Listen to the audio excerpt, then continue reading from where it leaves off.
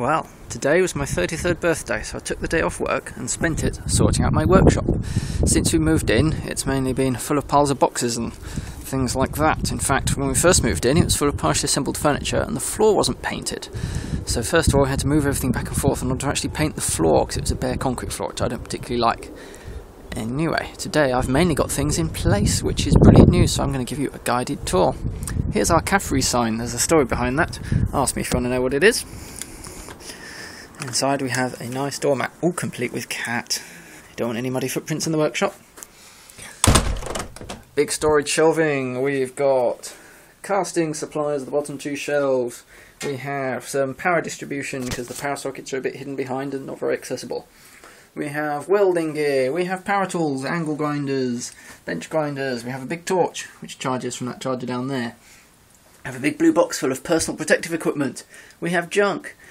We have this nice shelf which I put up today. Nice set of brackets there. All sorts of useful things on top there. I put up some hooks for these hard hats and the grappling hook and things like that. I put up a nice hook for the lab coats. You need a place for your lab coats if you're going to do any evil mad science experiments. Here I have my stock of bits of metal and plastic tubing and miscellaneous things for melting down and scrap like that. Talking of melting down, these two things here are a proto furnace. I dismantled my old furnace because it was too small. So this big metal thing here is going to be the shell of a larger furnace. That there is my blowtorch, which is also the heat source for the furnace. Basically, it makes an immense flame which goes swirling around through an insulated compartment in the middle. In the middle of the insulated compartment is one of these things, which is a refractory crucible, and in there it gets to about 1000 degrees easily, and that can melt aluminium. Hopefully later this year it'll be melting bronze. Anyway, I have a nicely tidied up set of shelving. Down there I have some more interesting woodworking tools. There's a chop saw you can't see because it's too dark, router, things like that. I have an immense collection of nuts and bolts and screws, which I finally all gathered together into one place. Far more than I realised. Useful chemicals and things. I've got some bits of scrap wood as well, not so much, so I mainly work with metal rather than wood. Here's the main workbench. I have this rather nice tool board, which Sarah and Jean made for me. But I need to add more hooks to it to put away some more of these tools, and also I have this shelf that's not been put up yet. Because when I went to Screwfix today, they only had one set of brackets, so I can only do one. So when that's set up, hopefully I'll be able to put more of this stuff away. We've got general junk storage underneath as well, which I've packed neatly into boxes and slid down there. More shelving full of useful tools and things. That's more kind of tapping and dyeing and punches and marking out tools for precision metal work. A few more metal things down there. Socket set, tap and die set, lovely. Oh, very useful tool. Junk storage, junk storage, junk storage. Over here is where I keep all the things for sort of decorating and, you know, making concrete and all that kind of stuff. There's cement and tile adhesive and things down there. Useful gas fire, which is going to come in handy in winter because I'm sure it will get cold in here. Stock of car batteries. Now, this was the light in the shed in our previous house, and it through these clips here it connected directly to a car battery, which was its power source.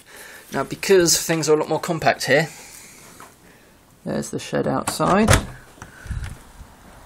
Don't know if that's going to be visible at all, but the shed is just next to the workshop, so I'm actually going to run a power cable from a 12 volt power supply in here with the battery acting as a backup with a relay. So we'll have 12 volt available for lighting in the shed, and also 12 volts available for miscellaneous experiments, which I shall not go into in here. That's our generator. It was invaluable when I was working from home, freelancing in our previous house, which had frequent power cuts. So with that baby, we can keep the fridges and freezers going and run the internet connectivity and computers and things.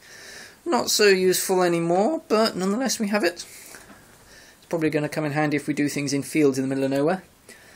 We've got storage for bits to do with the car, you know, kind of replacement oil and all that kind of thing, chargers, tow ropes, spare bulbs and stuff. More junk storage that don't even have much junk on yet, because we're coming around here to the electronics workbench. Now, I had this electronics workbench for quite some time. It's a pretty excellent design, this. Lots of storage on top because it's two tables joined together with this nice steel rail in between. And because of that, I have these military surplus lights, which are actually from a submarine. When you switch them on, they can switch to red mode as well as white mode. I I've got the cabling in place, but haven't actually got it switched on yet. The extension lead I used was a bit damp, so I thought I'd let it dry out first. But at the back of that, which you can't see because it's dark, I've got oscilloscopes and power supplies and all sorts of useful miscellaneous things there. And more junk storage underneath.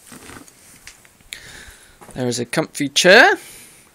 I'm going to be putting that corkboard up on the wall when I get a moment. And this interesting poster, which is a diagram of mechanical movements. There was an attempt made to sort of classify, you know, things that convert linear to rotary motion, all that kind of stuff. So there's a great big table with a classification system in there. People in the olden days loved classifying things. Comms cabinet. Not currently doing much because I haven't run Ethernet to the house yet.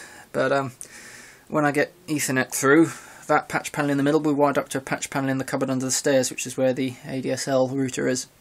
With that switch there, so we'll be able to get internet connectivity to yonder laptop. And there's a Windows PC underneath this desk which I need to set up because that's got development software for FPGAs and programming arms and all that kind of stuff that has Windows only software.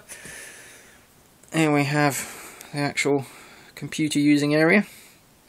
And this red metal monitor stand was an early welding project I did. Underneath it there is an amplifier hooked up to these speakers around the back, which is nice, so I can get to play proper music. That's my Galileo thermometer, which is my leaving gift from GenieDB, because I was always raving about how much I thought Galileo thermometers were cool, so they got me one to get rid of me. There's a poster which I'm going to put up there. A bit of surreal art. You need surreal art in your evil mad science stronghold. Whiteboard, where I can have wonderful ideas. There's a list of things I needed to pick up hooks for. And some piles of junk, which, although neatly categorised and placed into a corner for junk, nonetheless needs going through in a bit more detail and better homes found for all that stuff. Those are things we packed up from my office area in the previous place that need a little bit more thought. The emergency exit. Before I do any serious metal casting or welding, I'll be putting this stuff away, because if I need to escape in a hurry, that's where I'll do it.